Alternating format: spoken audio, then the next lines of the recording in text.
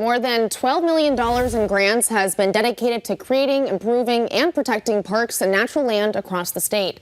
As announced by the Healey administration, of that $12 million, more than $2.4 million has been earmarked for Western Mass.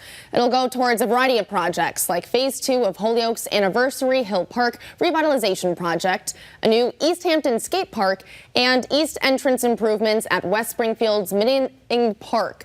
Several other communities and organizations in the Pioneer Valley are also slated to receive some of these funds, ranging from $16,000 to $425,000. The administration says these grants are in a broader effort to support climate resilience and land conservation.